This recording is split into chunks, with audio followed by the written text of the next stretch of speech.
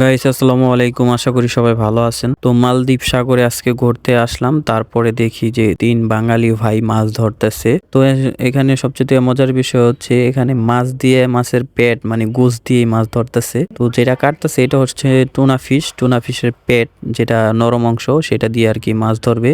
তো ওইটা কাটতেছে, এখানে টুনা ফিশ কিনতে পাওয়া যায়, তো ওইটা নিয়ে মাছ ধরতে আসছে। তো আমি আসার আগে 2-3টা ধরছে। তো ভাই বসি গাথার পরে ওই দূরে যাচ্ছিল।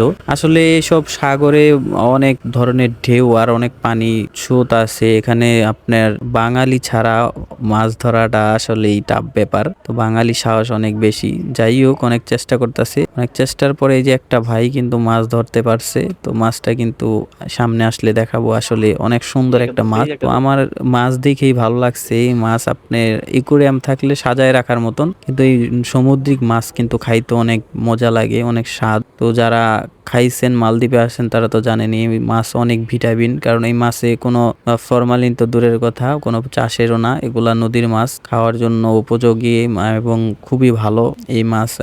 ধরার পরে এগুলা বাঙালি যারা ধরতেছে এরা কিন্তু বিক্রি করবে না, সবাই খাওয়ার জন্য মাছ ধরে। তো আমি এখানে মাছ ধরা দেখে তো আমার অনেক মাছের নেশা। তো আমি অনেকক্ষণ বইসা বইসা দেখলাম ভাইয়েরা ধরছে মাছ। তো আমি বললাম, দেখতে ভাইয়া সুন্দর আমি কি লাগে, কি ধরতে পারবো না? খাইবো বললো কি? হ্যাঁ, ওখানে ছিপ অসাধারণ। বড়শি সব পাওয়া যায়, তুমি কিনে এনে ধরতে পারো। তো তারপরে আর কি মাছ কালার ধরা দেখলেই দেখলাম। শান্তি। ওনাদের সাথে কথা বললাম, ওনারা অনেক পুরান, কেউ 19 বছর, কেউ 10 বছর ধরে এই আইল্যান্ডে আছে। তো তারা অনেক ভালো ছিল, অনেক কথাবার্তি মাছের বললাম। তো কালার যাই দেখলেই হোক, শান্তি, মাছ মাছ খাইবো ধরার কি? ভিডিও অনেক ভালো দেখো, লাগলো আমার নিজের করে এবং অসাধারণ। আপনাদের দেখায়া। তো সবাই ভালো থাকবেন, ধন্যবাদ।